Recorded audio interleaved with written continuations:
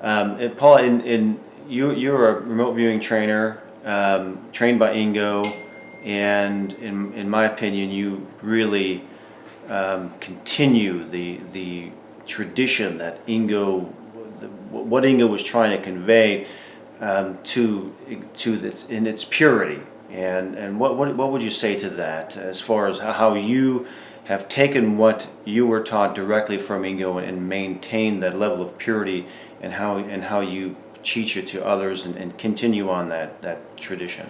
Well, yeah, that's my goal. That's my intent, is to keep it as pure as possible. Now, I'll be the first to admit that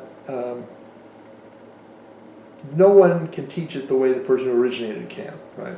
They're the ones who have the original concepts, and I'm always finding things that, dang, I wish I'd asked Ingo about that, because I don't know how he'd answer it, right? Right. The other thing to say is, though, we have learned things over the years, and there are some concepts in the Ingo methodology which I now know to be incorrect.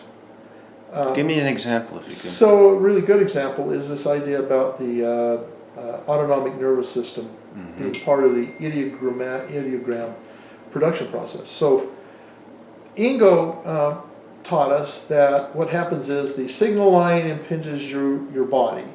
The autonomic nervous system picks up that signal, and then when you make the spontaneous ideogram, it's the autonomic nervous system that's causing it to happen. Right. Well, we now know in neuroscience that cannot possibly be true. It couldn't even happen, but it was the can't best happen. concept at the time. Yeah, well, at least at the time he did, that's a concept he came up with. I'm not quite sure at what point we realized it couldn't happen. It might have been before that, but the reason is because the autonomic nervous system doesn't control the hand and arm muscles at all. Right. It has no interface with them, and so what it does is it runs the automatic processes in the body, like the liver function and digestion and all that. But that's all. None of that is connected up with the voluntary muscles, which are the hand and the arm muscles, and so on. So he has to be wrong about that. I know, and I'm not going to go into it here because it would take too long, but I know why he came to that conclusion, and I know how he made his mistake. So I don't teach that now, okay? But the things that I teach differently than Ingo did in terms of concept and process and all that, I don't change anything from the original if I don't have really good evidence to tell me that I should change it. Right. And right. I think Exactly. I'm very, very confident that Ingo would agree with this. I never got to talk about the autonomic nervous system with him, but that I remember. Anyway, I don't remember talking with him about it. But I also think it's a mistake. You know that old saying, if it isn't broke, don't fix it. Right? Yeah.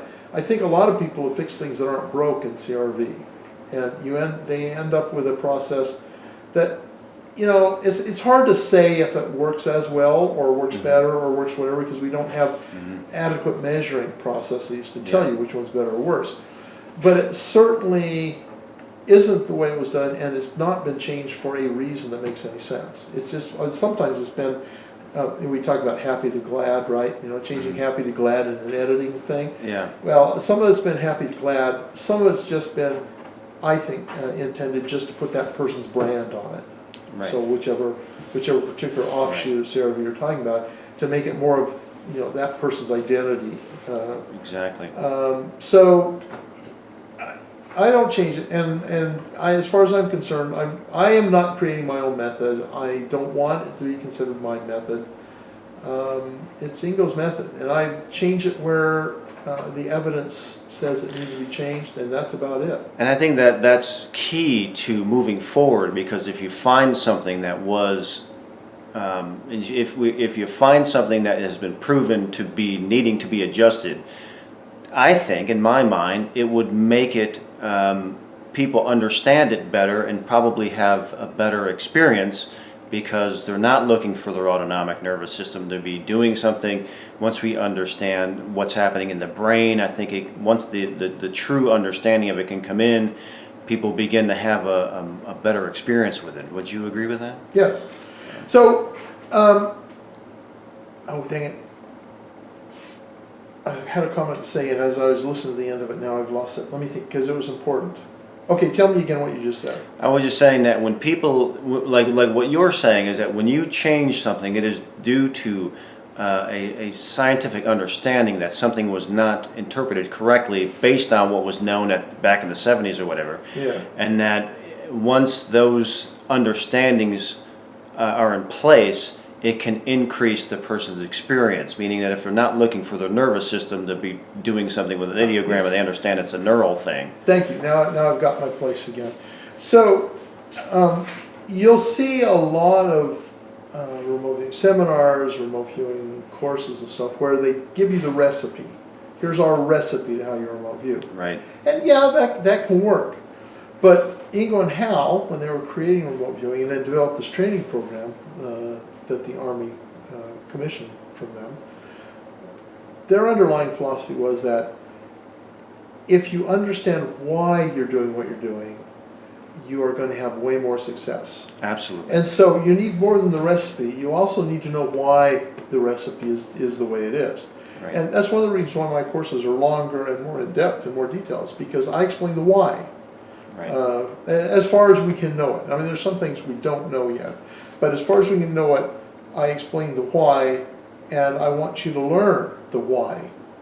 Because the why and the how are essential. You really can't separate those and have be truly educated and understand remote viewing. Completely agree.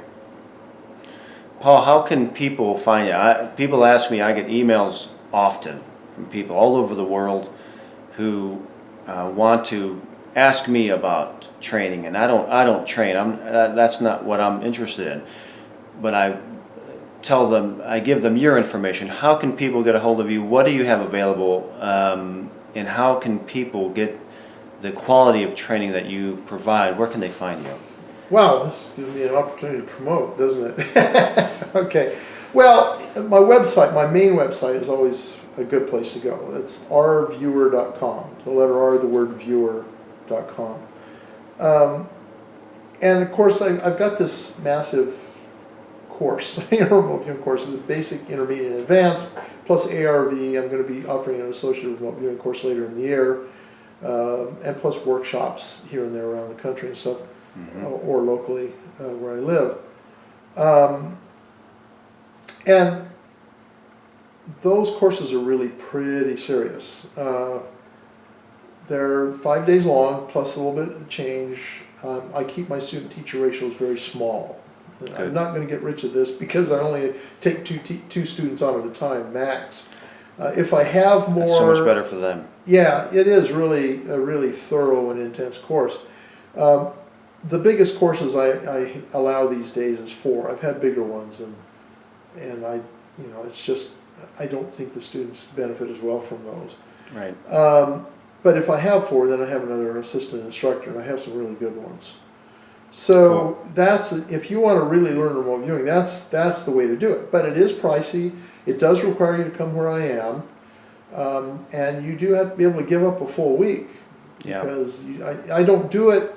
I don't go to the students and do it because I want to get them out of the environment. I don't want to get them off site, Gotcha. so they're not distracted by having to take the dog to the groomers or the kid's sick, you got to go pick them up from school or whatever. I want them to come to where I am so that they're not distracted by their everyday lives. And it also helps that where I'm doing courses now is one of the most beautiful parts of the world. Well, that helps. Yeah, that it's helps. absolutely stunning where I have classes now. Excellent. But I recognize not everybody can do that. And for a long time I resisted it, this home study business, because I didn't feel like the technology was there, I didn't think the quality was there to really convey remote viewing concepts. And then this production company approached me and said, we want to do a remote viewing course with you. And they proved to me that they could pull it off. And so I now have this, it's called remote perception. Okay, so that's a fancy name. It is a remote viewing course. Okay. Distilled down 4 DVDs. So obviously it's not going to be as thorough as my in-person class. But for those who are limited in resources or time, it is a really, really great way to get into it. Or if they live on the other side of another another country, side of the planet, or yeah, Japan maybe or on Mars Australia, yeah. Yeah. So, and it's 1/10 of the cost of my in-person class.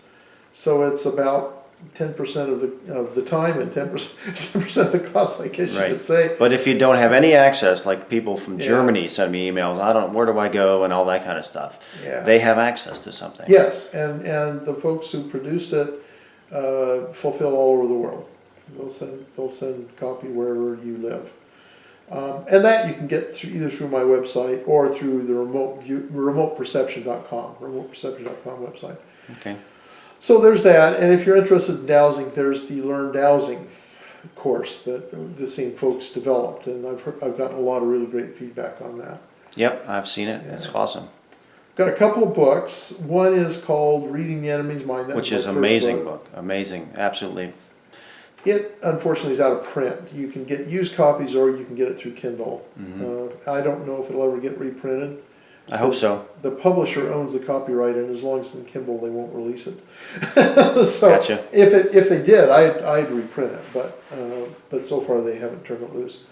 So And what's your other book? so that I wrote that because I couldn't get that one right. This one's called The Essential Guide to Remote Viewing, and I've already talked a little bit about it. But the point of this book serves three demographics. The first one is those who have just now heard of remote viewing or never heard of it before, are curious about it but don't want to spend a lot of money and time. This book is an awesome, and I'm bragging about my own book, but I really believe this. It's an awesome one-stop shop for, in fact, Hal Puthoff called it that actually. That's cool. One-stop shop for getting your feet wet on remote viewing. I have a couple of chapters on how to do it at a very basic level. And I even have a section on answering skeptical questions about it. It's got a little of everything. Yeah. It's also actually useful for people who are already in it into remote viewing because it'll fill in gaps. Nobody knows everything about Right. remote viewing. This is a survey. It covers things that you probably don't know about. I Right. guarantee you, no matter how deep you are in remote viewing, there'll be something in here you don't know. Yep, you got theory, you cover some theory and things Yeah. in there and all kinds of really great stuff. Yeah. And I'm not just saying it's great because there's a picture of me in there. It really is an awesome. I had forgotten. I'm going to have to take that out. No, I'm just kidding. Just kidding. So the other demographic is people who are into remote viewing, and this is probably the one that's most useful for, right? People who are into remote viewing, who have friends or relatives who think they're nuts for being involved in remote viewing. Oh, Right? yeah. This is the book that you can get and give to your mother or your uncle or your best friend or whoever is dubious about what you're involved in or wants to understand it so they can understand you better without embarrassment. I wrote this book specifically so that it's just down-to-earth, straightforward discussion of remote viewing. And it's also designed so you can read what you need. And for example, if you don't care about the chapter on skepticism, you don't have to read that, right? Right. And you can save it for when you do get confronted by a skeptic or whatever, at some point Right. downstream, whatever, and so on. So yeah, in some ways, I'm proudest of this thing. I have found a few typos in it, so if you find some, let me know. So the next edition will have them fixed. Cool. But I'm proudest of that. But there is one more thing, because not everything I do is for money. Yeah. I have this blog I've started. It's called the Remote Viewing and Remote Perception blog. And as I have time, I write articles that hopefully will be enlightening to some degree to people, instructive to some degree, and amusing actually also to some degree. There's some They are. some amusing You're a great stories. writer. Yeah, thank you. And so that serves as an outreach point that people can maybe expand their horizons a bit and enjoy it without having to pay anybody anything for that. Right. Awesome. So that's a whole video in itself, all those promotional items. Sorry. What's the future hold for Paul Smith with remote viewing? Or what do you want to? Yeah. So right now, more of the same. I'm doing some talking about getting more into the operations. So I've kind Operations, what do you mean like? Well, doing real world RV. Okay. I'm doing some. I'm working a bit with Iris, which is this French remote viewing company that's being very successful on the continent. Cool. I've been doing some work with them. I've resisted doing too much operationally because it takes a huge amount of time. Sure. And my philosophy is I'm not going to be around forever. Right. And my former colleagues, well, still colleagues, I guess, in the remote viewing world aren't going to be around forever. So Essentially, it's I want to teach people to fish, not give them a fish. Right. Mm-hmm. So if I do the operations, then okay, when I'm gone or when I'm done, then they stop. But if I teach people how to do it, It goes then on. there'll always be somebody there that can pursue it and can do remote viewing operation if necessary. Awesome. So that's kind of my philosophy. So I focus more on the teaching, on the outreach, on helping people understand than I have on doing operations. But maybe it's time to get into operations a little bit more. Yeah. So, Sounds good. Paul, I want to thank you so much for coming over and talking and sharing. And it's just, oh, it's so great, man. Thank you so much. And I've got to go to the bathroom. okay. Thanks, Paul. You bet.